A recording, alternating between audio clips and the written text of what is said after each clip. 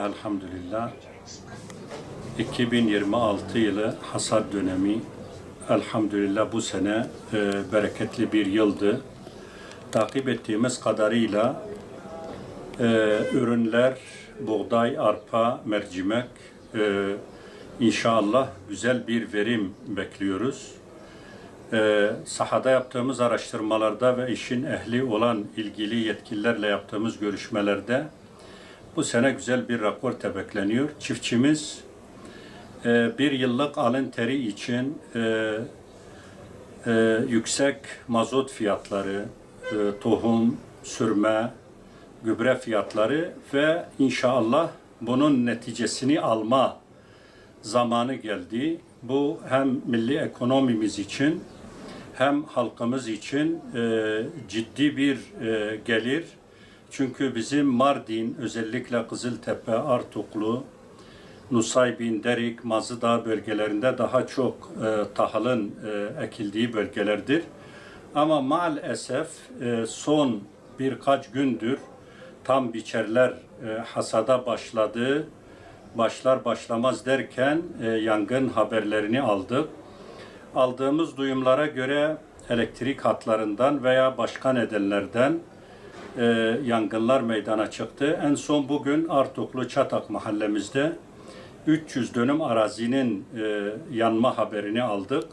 Tabii bunlar bizi üzüyor. Biz burada siz değerli basın mensupları aracılığıyla başta ilgili kurumların gereken tedbirleri almaları noktasında geçen sene sahada yaptığımız gözlemlerde özellikle itfaiye araçları kurulmuştu. Muhakkak bu sene de kurulmuş ama biraz daha yüksek bir hassasiyetle yangın çıkma ihtimaline karşı acil müdahale yapıldığı zaman değil 300 dönüm, belki inşallah daha az. İnşallah bu yangınlar olmaz ama belki daha az zararla atlatılır. Bu noktada ilgili yetkililerden ricamız DEDAŞ kurumundan da tehlike arz edecek yerlerde gerekirse elektrik kesintilerine gidilmesi noktasında.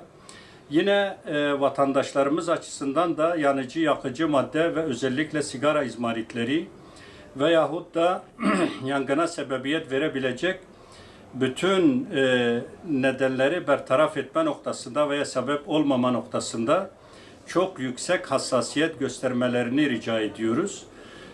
Yine inşallah hayırlı bir mevsim geçirdikten sonra özellikle çiftçilerimize de bir ricada bulunmak istiyoruz. Çünkü anız yakma olayları çok yaşanıyor. Bu hem toprağın zarar görmesine hem de milli ekonomiye zarar verme noktasında ciddi tehlikeler arz ediyor. O konuda da hem İslami hem insani hem ahlaki olarak gerekirse kendi şahsi rahatımızı gözetmeden o konuda anız yakmama noktasında da bütün çiftçilerimize buradan gereken bilgilendirme noktasında istirhamda bulunuyoruz.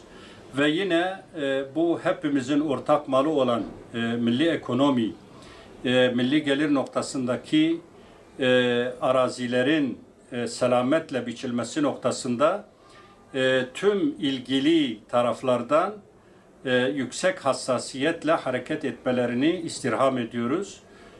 Teşekkür ediyorum.